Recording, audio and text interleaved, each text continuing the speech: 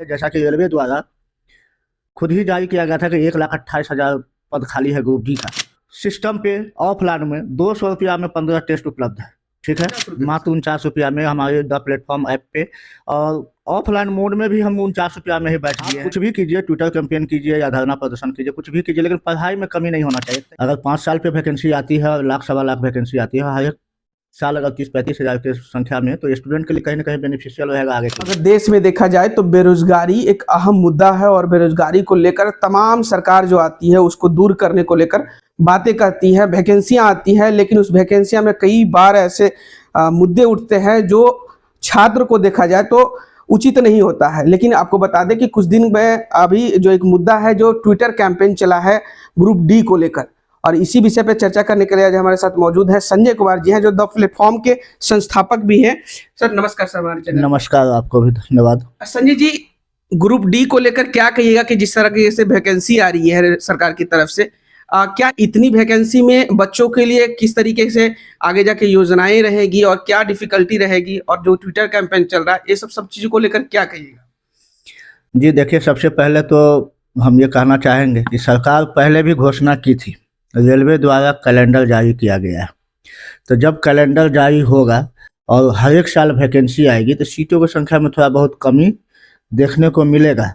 अगर 5 साल पे वैकेंसी आती है और लाख सवा लाख वैकेंसी आती है हर एक साल, अगर 30-35 हज़ार की संख्या में, तो स्टूडेंट के लिए कहीं ना कहीं बेनिफिशियल रहेगा आगे के लिए, ठीक है। बिल्कुल, साल भर में मिल जाएगा मतलब। और इस दौरान अगर किसी बच्चे का अगर 2 साल बचा हुआ है, 1 साल बचा हुआ है और 5 साल की गैप हो जाती है, तो उसका क्या होगा, एज खत्म हो जाएगा, लेकिन उसके लिए एक अपॉर्चुनिटी बन जाती है। तो हर बात पे बवाल नहीं होना चाहिए। हमारे छात्रों से भी मेरा निवेदन है, ट्विटर कैंपेन किए हैं, बच्चों का मांग है, हम भी आपके माध्यम से ये कहना चाहेंगे कि सीटों की संख्या ज़्यादा होनी चाहिए, क्योंकि युवाओं की संख्या ज़्यादा है, बेरोजगारी ज़्यादा है। तो सरकार को इस मामले में ध्यान देना चाहिए। जैसा कि रेलवे द्वारा खुद ही जारी किया गया था कि 1,28,000 पद खाली है ग्रुप डी का।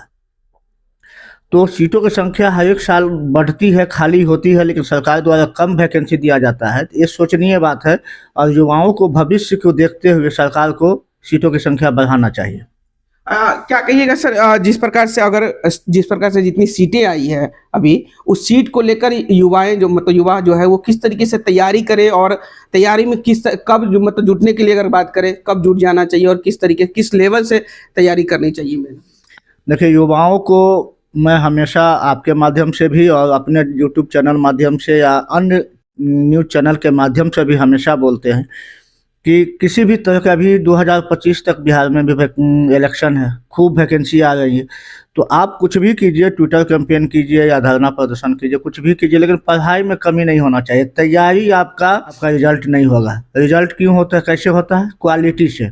और हर एक एग्जाम का, रेलवे का जितना भी पद है सबका सिलेबस लगभग सेम है, मैथ, रीजनिंग, जीके, जीएस, ठीक है। तो इस पे आपका जब तक पकड़ मजबूत नहीं होगी, ऑनलाइन एग्ज़ाम होती है तो ऑनलाइन एग्ज़ाम में बहुत सारी टेक्निकल समस्या आती है, तो आप उन टेक्निकल समस्या पर किसी भी चीज़ पर ठिकरा नहीं फोड़ सकते हैं कि ये सब दिन चलते रहेगा, चलते रहता है। कितना भी आप कोशिश कर लेंगे, अब टेक्निकल चीज़ जितना भी आया है उसमें उतना ही ज़्यादा परेशानी है। हम लोग भी ऑनलाइन क्लासेस पढ़ाते हैं तो नित्य कुछ न कुछ टेक्निकल समस्या आते रहती है, तो उसको हम क्या करते हैं, सुधार करते हैं, उस पर ठिकरा नहीं फोड़ सकते हैं। तो स्टूडेंट को भी अपने तैयारी को मजबूत रखना है। कहीं भी किसी भी तरह से आप कमी नहीं आई है, तो थोड़ा सा मिस्टेक होगा तो आप कंपटीशन से बाहर हैं। तो तैयारी का सिलेबस जितने भी एग्ज़ाम है, बिहार का हो या रेलवे का हो, सबका सिलेबस पढ़ना सब में वही है, स्टैंडर्ड सबका एक ही है।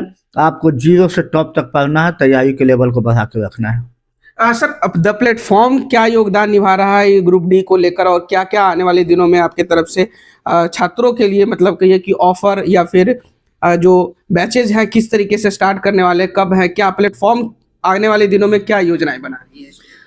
देखिए, प्लेटफॉर्म हमेशा स्टूडेंट के लिए बेहतर योजना लेके आती है। अभी हम पिछला बैच जो स्टार्ट किए थे मात्र 49 रुपया में, क्योंकि मात्र 49 रुपया में हमारे द प्लेटफॉर्म ऐप पे, और ऑफलाइन मोड में भी हम 49 रुपया में ही बैच दिए हैं कि जितने भी गरीब बच्चे हैं, कमज़ोर बच्चे हैं, आ जाओ। और सबको पढ़ा के नौकरी लगाने का ठेका हम लोग का है। हम तो 24 साल से इस काम को करते आ रहे हैं और मैक्सिमम बच्चों को जितना रिजल्ट हम दिए हैं पूरे भारतवर्ष में कोई सोचेगा ही नहीं, क्योंकि 24 साल किसी का वजूद ही नहीं है। बिल्कुल सर। और इतने में हमेशा कोशिश रहा है कि बच्चों को बेहतर गाइडलाइन दे, और हमेशा वही किए हैं, बेहतर गाइडलाइन दिए हैं। और सभी बच्चे, हम लोग खुशनसीब है कि हम लोग का बात बच्चे सुनते हैं और रिजल्ट लेके जाते हैं। चलिए, बहुत बहुत शुक्रिया सर। तो देखिए, संजय कुमार जी थे, इन्होंने सारी बातें बताई कि ग्रुप डी को लेकर किस तरीके से तैयारी करनी चाहिए छात्र को, और जो ठिकरा फोड़ने की बात इन्होंने कही है कि टेक्निकल डिफिकल्टी आती रहेगी, लेकिन उस पर ठिकरा फोड़ कर अपने जो एजुकेशन कहिए कि जो टाइम है उसे बर्बाद नहीं करना चाहिए, लगे रहना चाहिए। और द प्लेटफॉर्म कुछ ही संस्थान है जो आने वाले दिनों में ग्रुप डी को लेकर भारी कहिए कि छूट के साथ, जैसे 49 रुपये की बात कहें तो मात्र 49 रुपये में पिछले क्लास थे, और भी आने वाले दिनों में जो बैचेज स्टार्ट होंगे उसमें भी एक बहुत अच्छा मौका मिलेगा, गरीब से गरीब लोग पढ़ सकते हैं। आइए आप जुड़िए द प्लेटफॉर्म से और एक बार मिलकर बात कीजिए सर से। सर हमेशा लोगों के लिए बात करते हैं। सर कुछ स्टूडेंट को मतलब कहिए कि बहुत सारी परेशानियां भी हो जाती है, उसके लिए आपकी तरफ से क्या क्या मतलब सहयोग या फिर मोटिवेशन के तौर पे? बहुत सारे लोग बहुत दिनों से तैयारी कर रहे हैं, लेकिन प्रॉब्लम आ जाता है कि सक्सेस बहुत ही कम मिलता है उसमें। देखिए, उसमें दिक्कत ये है कि बच्चे कंटिन्यू, जब से ये ऑनलाइन सिस्टम आया है ना, तो पढ़ाई का जो एजुकेशन का जो स्तर है उसको बर्बाद कर दिया है। ठीक है, बच्चे कम फी में ऑनलाइन मोड में जाते हैं, लेकिन ऑनलाइन मोड से बहुत सारे बच्चे चले जाते हैं, लेकिन उनका बेसिक ठीक नहीं है। तो बेसिक के लिए, अच्छे से पढ़ाई के लिए आपको ऑफलाइन मोड में कोचिंग संस्थान को ज्वाइन करना चाहिए। और वहाँ से आपका जो कमी है, आप में जो कमी है, मैथ कमज़ोर है, रीजनिंग कमज़ोर है, जीके जीएस कमज़ोर है, तो जो पॉइंट कमज़ोर है उस पर फोकस करना है। ठीक है, ऑनलाइन मोड जो आया है, मजबूरी है, हमें भी पढ़ाना, सबको पढ़ाना मजबूरी है, लेकिन ऑनलाइन मोड बच्चों का जो लेवल है, पढ़ाई का जो लेवल है, बहुत नीचे लेके आ गया है। ठीक है, तो बच्चों के साथ जहाँ भी समस्या है तो हम लोग हमेशा उसके साथ में है, हमेशा गाइडलाइन देने का कोशिश करते हैं, और हम अपने तरफ से तो बेहतर चीज़ लेके आते हैं। अभी मात्र देखिएगा, सिस्टम पे ऑफलाइन में 200 रुपया में 15 टेस्ट उपलब्ध है। ठीक है, तो ऑफलाइन में सर, ऑफलाइन में मतलब भी सिस्टम भी आपका रहता है? हाँ, सारी सुविधाएं आपकी रहती है, मात्र 200 रुपया में 15 सेट मारने का मौका मिलता है। जितना दिन 15 सेट देगा, 200 रुपया से ऊपर बिजली बिल खर्च है उस पर। बिल्कुल सर। तो समझिए, तो इतनी फैसिलिटी, इतना सुविधा रिजल्ट लेने के लिए काफ़ी होता है, तो उसका आप फायदा नहीं लेते हैं, उसका लाभ नहीं उठाते हैं। और सबसे बड़ी बात बच्चों में है कि कंटिन्यू नहीं रहते हैं। आप जब तक किसी काम पे कंटिन्यू फोकस नहीं करेंगे तो रिजल्ट नहीं होगा, और कंपटीशन में हमेशा नया बच्चा का एंट्री होता है। तो आप 4 साल से तैयारी कर रहे हैं, जो कोई युवा एनर्जेटिक आया तो उसके एनर्जी, आपके एनर्जी में आप सब देखते हैं, खेल में भी वैसा ही होता है। तो आप जितना पुरान होगा आपका एनर्जी लेवल कम होगा।